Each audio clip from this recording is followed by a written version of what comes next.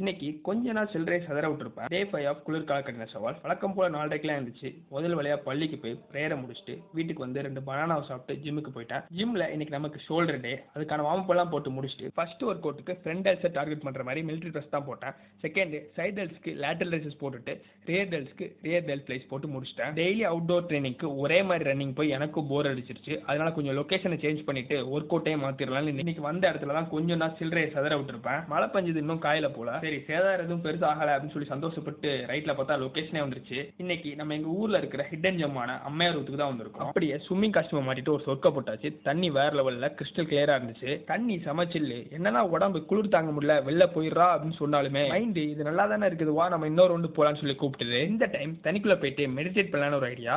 அப்படியே மேக்ஸிமம் எவ்வளவு நேரம் ஹோல்ட் பண்ண முடியுதுன்னு ஹோல்ட் பண்ணி பார்த்துட்டு வெளியில வந்து பார்த்தா வேற ஒரு வியூ. தலையை நல்லா தவுத்திட்டு அந்த கண்கொள்ளா காட்சியை நெருங்கி போய் பார்க்கலாம்னு சொல்லிட்டு போனா போய்கிட்டே இருக்கலாம்னு தோணுது. குளிச்சிட்டு இருக்கும் போதுல இருந்தே வயிற்றுல கியாமியா கியாமியான்னு ஒரு சத்தம். பசிக்க ஆரம்பிச்சிட்டானாட்டு இருக்குது. வீட்டுக்கு வந்ததும் தெனை அரிசியில செஞ்ச பொங்கல் இருந்தது. அதை உளுந்தோடையோட சேர்த்து சாப்பிட்டுட்டு உடலோட சேர்த்து மூளைக்கும் கொஞ்சம் பயிற்சியை கொடுக்கறதுக்காக புக் ஒன்று வாங்கியிருக்கேன் நண்பர்களே. நாளைக்கு பார்ப்போம்ல.